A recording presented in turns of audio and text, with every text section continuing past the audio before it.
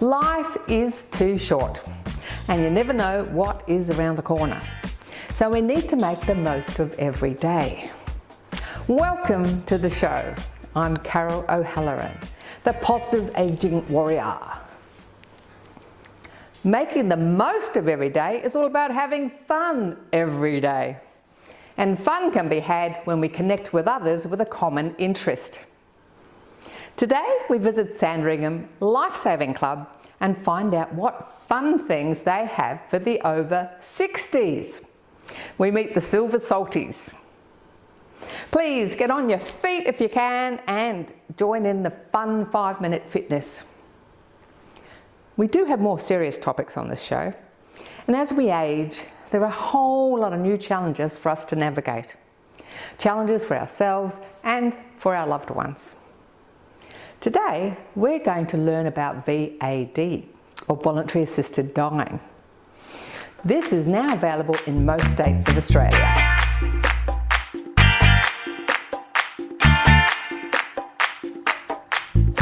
Go Gentle was founded in 2016 by broadcaster Andrew Denton. Go Gentle is a national charity which promotes and enables end-of-life choice. And that includes voluntary assisted dying, or VAD. To tell us more, we're speaking with CEO Dr Linda Swan. Hi Linda, welcome to the show. Hi Carol, great to be here. It's fantastic to have you on the show to discuss this really important topic. Now, since I found out I was doing this segment with you, I have been telling people all about it because it was all news to me. And the reason it's news to me is that Go Gentle and what it's all about has had a lot of trouble getting the message out. So can you just tell us what Go Gentle is and what it's all about? Go Gentle is a charity. It was originally established in 2016 by Andrew Denton. And at that point, we didn't have access to assisted dying in Australia. Andrew witnessed and lived through a terrible death with his dad. He was incredibly frustrated by the fact that his dad couldn't have choice at the end of life, and he was really moved to want to do something about it. And one of those things was to establish a charity that was really set up to help drive the advocacy and the education that was needed to get laws around Australia. We do now have laws for voluntary assisted dying in all states and the ACT, but there's so much more that needs to be done. The laws don't work if you don't have systems to support them, trained health professionals, and really importantly, awareness amongst people who are eligible or people who are caring for people that might be eligible for assisted dying. For the person sitting at home, can you just explain what VAD is, voluntary assisted dying? What is it? So voluntary assisted dying is essentially just a choice at the end of life. And what it means is that if you have a condition or an illness that means that you're approaching the end of life and you are suffering intolerably, it gives you the right to ask for medical assistance to end your life. So it's really important to understand that it's only available to people who meet very strict criteria.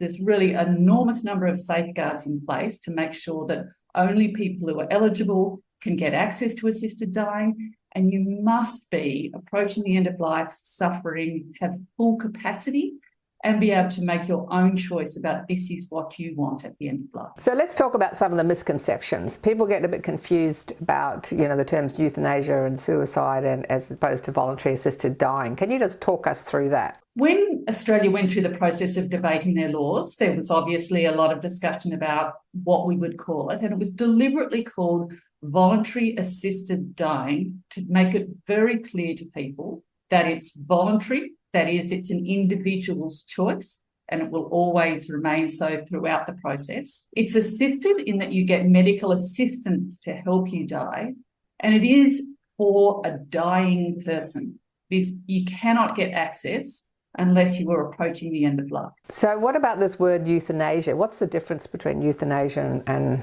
VAD? Euthanasia and assisted dying are used interchangeably in some places, but we've been very careful in Australia to differentiate between the two, because euthanasia historically has a context of other people ending someone's life. Voluntary assisted dying is really about the individual making a choice that that's what they want. And it's very much about empowering a person to decide how they'd like to live through the last months and weeks of their life. How does someone become eligible? Really, the first thing that people need to do is have a discussion with their family, their carers, or their caring healthcare professional, because it is a process that takes some time. And trying to work out whether you're eligible is hard as an individual. Really, there's quite a long process. You're better off just having a discussion with your health professional, and they can go through the steps and make sure that you qualify. But in simple terms, you need to understand that you will need to be, in most states, within 6 to 12 months of death. So it's very close to the end of life by the time you're eligible. That doesn't mean you can't have the conversation with your family or a healthcare professional before then. You could say 10 years before you're likely to die, well, this is what I'd like at the end of my life. So people around you know. And if there's one thing that we could do through these conversations that we're having, it is to encourage people to start to have those conversations, to start to talk. It's difficult, but it is far less difficult to have these conversations when people are well and everybody's in a relaxed frame of mind versus someone who's really at the very pointy end of life, and trying to make conversations and decisions about their care at that time can be fraught with emotion and complexity. Julie, thanks so much for sharing your story today. It's a very important story, and it's about your mum. Can you tell us, to kick off with, a bit about your mum, what kind of life she had? She had an amazing life. I think it would be true to say she squeezed every drop out of it, despite 2 rare forms of melanoma, ultimately, one of which claimed her eye. In 2011, she was 84. But she had a wonderful upbringing in the country, in Tasmania, and had a very special family who looked out for the needs of others. So she developed a strong sense of social justice as a little girl, which stayed with her for the rest of her life. She was busy in the community, in the local church, in the family business, and was a wonderful, supportive and encouraging mother. So she was a very fine example of a mother, a wife, and a woman doing what she wanted to do in life despite all sorts of adversity, but not letting things get in her way. So how did you find out about VAD? Because I know GPs weren't allowed to talk about voluntary assisted dying, so and they still aren't. I think that's changing. Yes. So you can't find out about things like that from the doctor. So how did you find out about it? I was talking to a friend of hers who's now 103. Wow.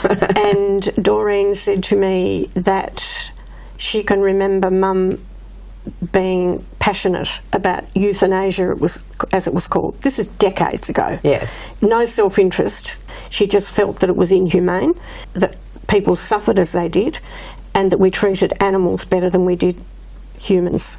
So Mum had broached the subject numerous times, but despite Googling and trying to find information, I wasn't successful in coming up with anything that was satisfactory for Mum. And she had threatened that if she got to a certain point and it was just too much, that she would actually stop eating. And she'd told all her specialists that that's what she would do.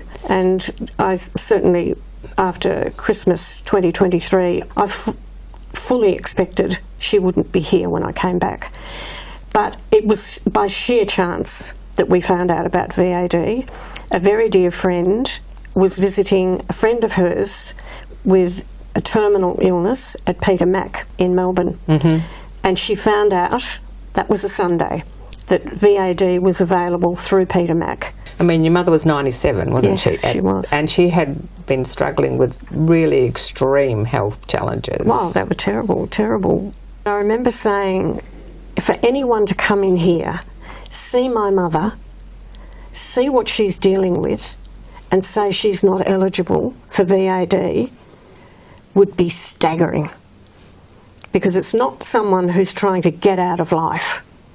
It's just a person who has wrung every drop out of life, but now it's not worth that wringing out process anymore. It's just too hard. It's all about compassion. Yes, yes, and we need to be humane, and if people don't agree with it, that's fine, but don't get in the way of other people who do. People who want to go with dignity. Yes.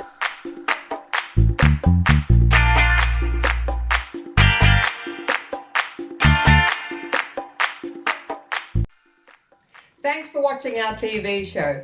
Be sure to hit subscribe and then you'll never miss an episode. Jump on Facebook, join our group, get in on the fun, fitness, wellness and inspiration. I'm Carol, over 50. So what?